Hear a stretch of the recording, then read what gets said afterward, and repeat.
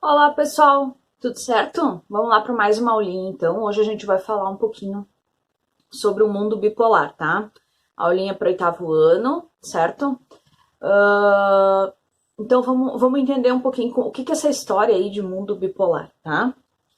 Bom, a gente vai ter lá no final da Segunda Guerra, que ocorre em 1945, a Segunda Guerra Mundial, quando ela acaba, os vencedores, né, eles vão ser o Reino Unido, a França, os Estados Unidos e a União Soviética, certo? Qual a diferença entre esses países? Os três primeiros citados, Estados Unidos, Reino Unido e França, eles são países capitalistas, tá? E a União Soviética, ela é uma nação socialista, certo? A gente já falou sobre capitalismo e socialismo, acho que vocês já estão bem entendidos disso aí, certo?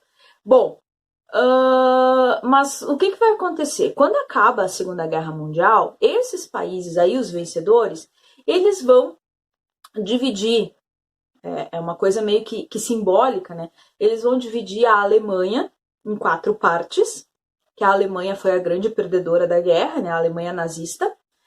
Vão dividir ela em quatro partes, sendo uma para cada um desses vencedores, certo? Então, três partes vão ser capitalistas e uma parte vai se tornar socialista, que foi a parte que vai ficar com a União Soviética, a Alemanha Oriental. Ok? O que vai acontecer a partir de 1945?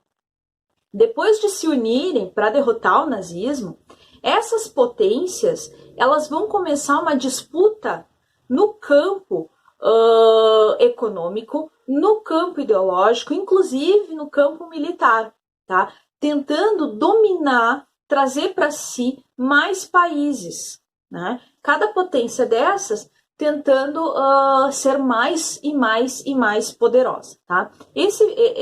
Essa disputa que vai ocorrer em praticamente toda a segunda metade do século XX, ela fica conhecida como Guerra Fria.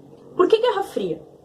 Guerra Fria porque não existe, não ocorreu um confronto direto entre as duas maiores potências, dentre essas que são Estados Unidos e União Soviética.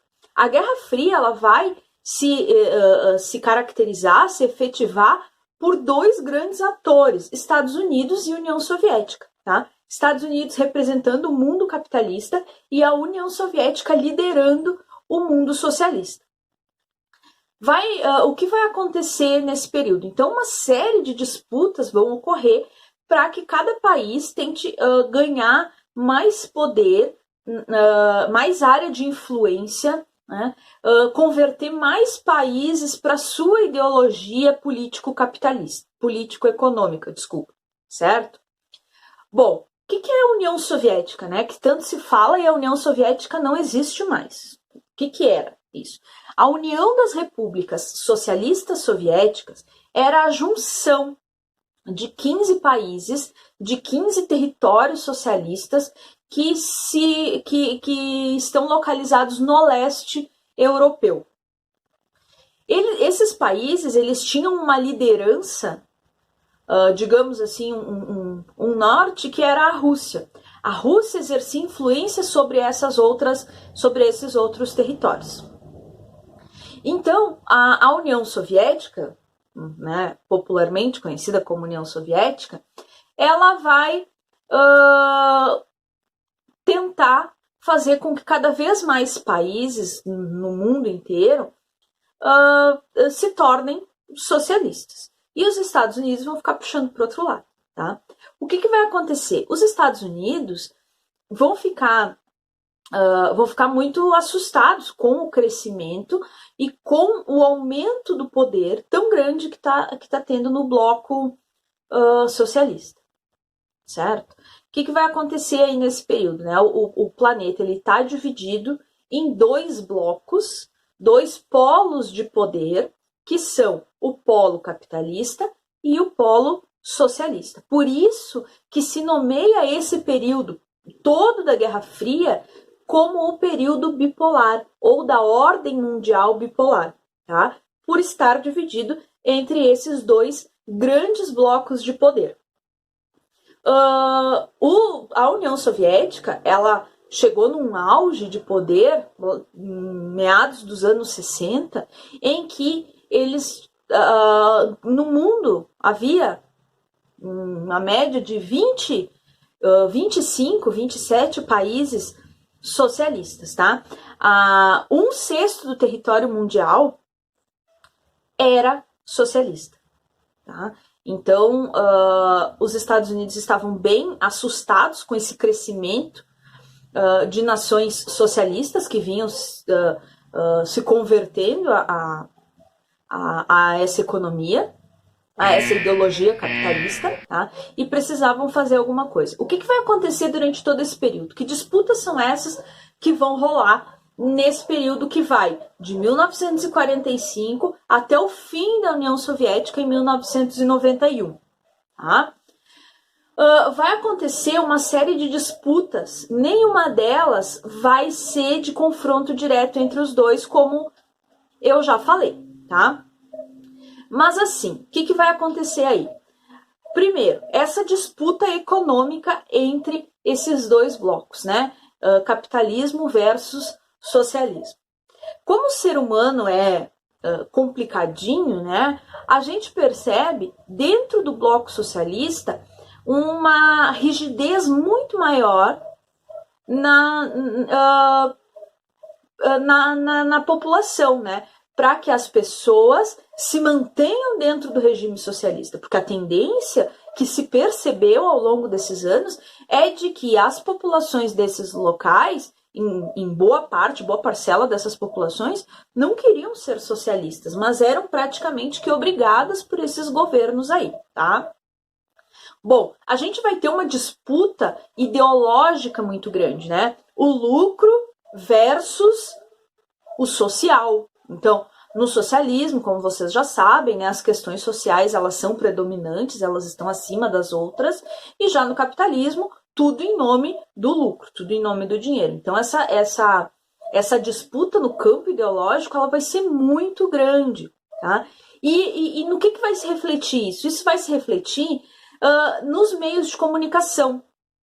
E aí a gente percebe como nós fomos, ao longo de todos esses anos do século XX, muito, muito fortemente influenciados pelos Estados Unidos, tá? A nossa cultura, ela é totalmente influenciada pelos Estados Unidos, tá? A gente tem no imaginário popular a ideia de que tudo que vem da União Soviética, que nem existe mais atualmente, é ruim, né? Quem que fazia parte da União Soviética? Quem que liderava a União Soviética? A Rússia. Então, atualmente, a gente vê aí nas notícias, né, que saem no rádio, na televisão, especialmente nesse período que a gente está vivendo de pandemia, a gente vê assim, ó, que tudo que é notícia que vem da Rússia vem com, aquela coisa, né, é algo assim até meio conspiração, né, aquela coisa. Isso tudo foi algo que foi criado com o passar dos anos, nesse período que a gente viveu de Guerra Fria, eu e vocês, praticamente não, né? Mas os nossos pais, os nossos avós, a população que viveu nessa época, né? Isso foi algo que foi tão colocado na nossa cabeça, tão batido nos meios de comunicação, que isso ficou meio que introjetado na gente. A gente entende isso como natural, tá? Vou dar alguns exemplos para vocês. Vamos pensar em quadrinhos, tá? HQ. O Capitão América. O Capitão América, ele é criado, acho que todo mundo sabe, né? E todo mundo conhece, a maioria de vocês. Ele vai ser criado, a história dele, né? Um super soldado, né? Muito melhor que os outros, modificado e tudo mais, né? Em laboratório e tal. Para quê? Para combater os russos. Os soviéticos, no caso, né? Não os russos. Para combater os soviéticos. Se a gente for pegar filmes de todo esse período que foi feito, aí Hollywood é recheado de perseguição a soviéticos, espiões soviéticos, né? Então a gente vai ter 007, sempre o 007 vai estar atrás de um espião russo, né? O Rambo, Rambo vai combater exércitos inteiros, que são exércitos da União Soviética, que são socialistas, que são comunistas, né? A gente vai ter também o Rocky, o lutador Rocky Balboa. A gente tem o Rocky 4, que ele é eu acho que é o Rocky mais, o filme da série, né, mais famoso que existe, que o Rocky Balboa, ele vai enfrentar o russo, né, aí patrocinado pela União Soviética, que é o Drago, porque o Drago, no Rocky 3, ele assassina, né, o pai do Rocky Balboa, lá o Apollo, dentro do ringue de boxe, né? Então aí o Rocky 4 ele vai ser a revanche, né? E o Rocky vai ser aquela super, hiper, mega disputa, né, entre Estados Unidos e União Soviética. Isso se mostra, sim, muito, muito claro, muito escancarado no filme. Quem tiver a oportunidade de assistir o filme depois de ver esse vídeo, faça isso, né? Se tem na Netflix, enfim, se você vai que tem aí pais que gostam de colecionar filme, assistam, tá? Porque é uma obra riquíssima em informações que nos dão a ideia, que nos passam a certeza de que a União Soviética é ruim e de que os Estados Unidos são bons, tá? Então a gente vai ter essa disputa no campo ideológico muito, muito forte, tá? E aí a gente vai ter uma disputa também muito grande no campo militar. Como assim o campo militar vai ser guerra propriamente dita entre os dois, como eu já falei? Não, né? Mas o que vai acontecer? Vão ocorrer dois eventos muito importantes, que são a corrida armamentista e a corrida espacial, tá? O que é a corrida espacial? A corrida espacial, passei um vídeo para vocês lá nas nossas primeiras aulas, quando a gente tinha aula presencial, que é do canal Nostalgia. Eu vou deixar o link aqui embaixo na descrição, caso vocês queiram assistir novamente, tá? Que ele é riquíssimo, explicando tintim por tintim o que foi a corrida espacial, né? União Soviética e Estados Unidos tentando disputar o campo fora do planeta Terra, tentando chegar à Lua, e o resultado a gente já sabe qual é. Se vocês, quem não sabe, assiste o vídeo ali que eu tô indicando, que vai saber qual é o resultado, tá? É muito legal, porque é uma disputa louca, assim, ó, pau a pau, tá? Um dia um lança um satélite, no outro o outro país lança outro, e é assim, ó, uma disputa acirrada, né, entre os dois. E isso é muito bom. Por quê?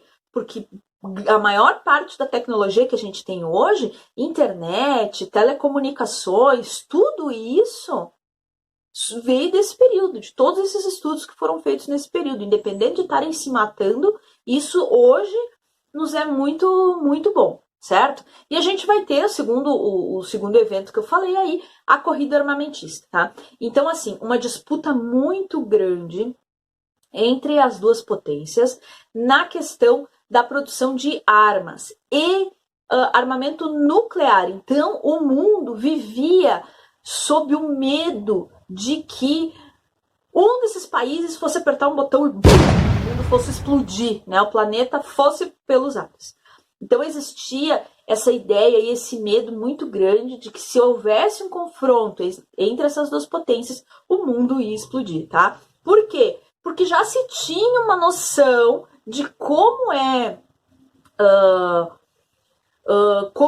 perigosa uma bomba atômica, por exemplo, né? O armamento nuclear. Por quê? Porque lá na Segunda Guerra, vocês já devem ter ouvido falar sobre isso, né? Os Estados Unidos vão lançar 2 bombas no Japão, em Nagasaki e Hiroshima, né? Que vão assim, ó, pulverizar, vai virar pó a população, né? De tão potentes que são essas bombas. Então o mundo viu isso e o planeta todo vai ficar ali, né? Sempre à espreita, né? Com medo de que algo aconteça. E vai ter, inclusive, no ano de 1962, a crise dos mísseis, né? Em que, o que vai acontecer?